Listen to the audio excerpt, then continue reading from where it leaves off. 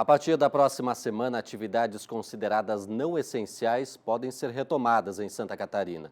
A medida foi anunciada ontem pelo governador Carlos Moisés e o retorno deve ser feito de forma gradativa. Já são quase 10 dias de portas fechadas. Uma pesquisa feita pela Associação Empresarial e Industrial com 641 empresários de diversos segmentos de Santa Catarina mostrou que quase 60% deles reduziram o faturamento pela metade. 13% relataram falta de crédito e capital de giro. Isso apenas na primeira semana em que o decreto sobre o isolamento social passou a vigorar.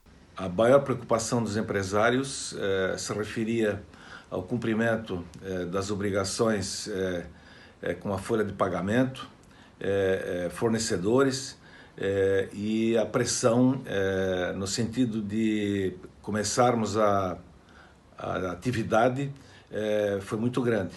A partir de segunda-feira, fica autorizado o atendimento em agências bancárias, correspondentes bancários, lotéricas e cooperativas de crédito.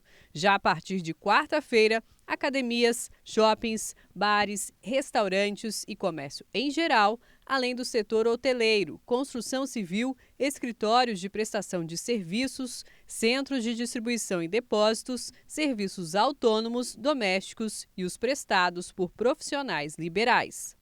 Essa flexibilização ela é um avanço necessário para a gradual retomada da economia de Santa Catarina.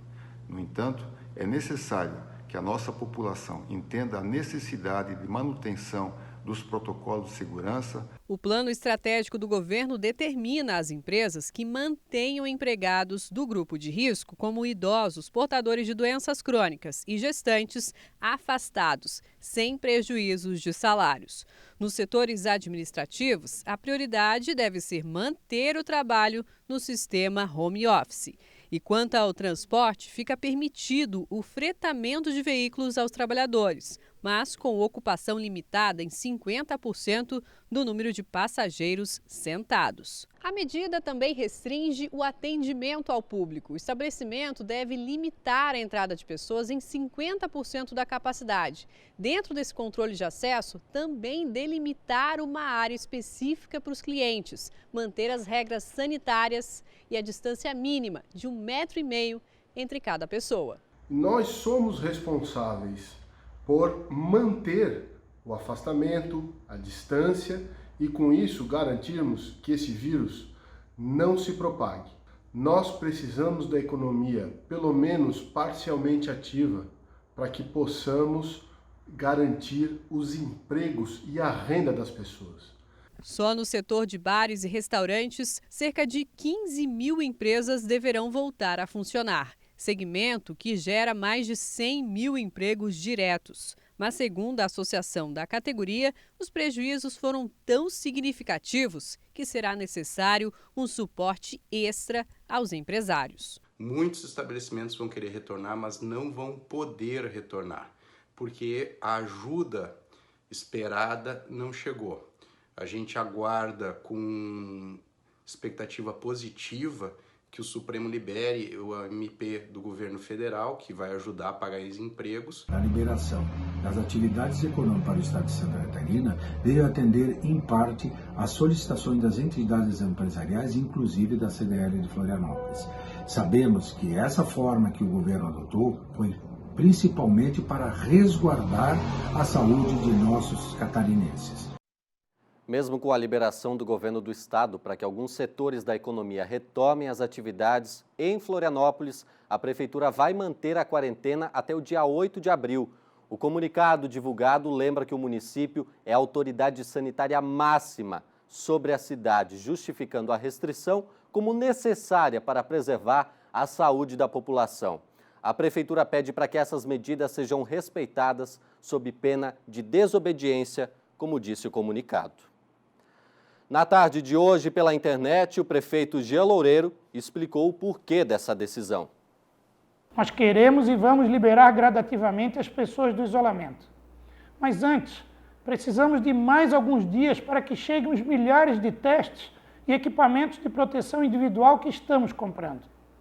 Podendo testar a população em grande número, Vamos monitorar e isolar apenas os contaminados, retomando as nossas vidas em segurança, minimizando o risco da curva de contágio disparar novamente. Portanto, repito, fica prorrogada a quarentena em Florianópolis até o dia 8 de abril, proibindo o transporte coletivo, escolas, comércio, shoppings, bares e restaurantes. Paulo Alceu, medidas econômicas têm sido anunciadas nas diferentes esferas para amenizar os impactos do coronavírus. Mas e quanto aos grandes salários dos nossos ministros, hein? Boa noite. Boa noite, Luan. Boa noite a todos vocês que nos acompanham aqui no ND Notícias. Pois é, essas decisões criam uma certa divergência, mas tem que haver uma conciliação aí, tanto na pandemia da saúde como na pandemia da economia, buscando encontrar soluções e caminhos, flexibilizando todas essas medidas restritivas, tendo como prioridade a preservação da vida, a preservação da saúde das pessoas. Agora, eu me pergunto exatamente isso, Luan, como é que fica o grau de sacrifício das pessoas que vivem na bolha imperial em Brasília? O presidente da Câmara, Rodrigo Maia, sugeriu um corte de 20% dos salários dos três poderes. Engraçado, né? Ele é presidente da Câmara, ele pediu para os três poderes cortarem o salário. O STF torceu o nariz, não gostou da ideia. O que a Câmara fez? Recuou, ficou quieta. O presidente da Câmara tem que sugerir e determinar o corte de salário dos deputados e dos servidores da Câmara, e não passar a bola para os outros. Ele fez um jogo. Ele passou a bola para os outros não aceitaram, ele também ficou quieto. Ele tem que dizer que na Câmara, onde ele é presidente, ele vai cortar os salários. O STF não gostou. E 20%, como ele fala, um ato simbólico, e é simbólico mesmo, deveria cortar 50%. E por que o STF não gostou? Pois é, o STF que gasta 11 milhões por ano em alimentação. O que come essa gente além de lagosta? Pois é, né? O STF, que se vocês forem calcular o número de funcionários e servidores e assessores que trabalham lá, esses assessores que trabalham lá no STF, você vai chegar à conclusão de que existem 222 servidores à disposição de um ministro. São 11 ministros. Eles tiveram um maior aumento de salário no ano passado, praticamente 17%. Passaram a ganhar 40 mil por mês. Eles têm uma série de auxílios, inclusive eles têm gratificação natalina para comprar peru. Dá para acreditar nisso, gente?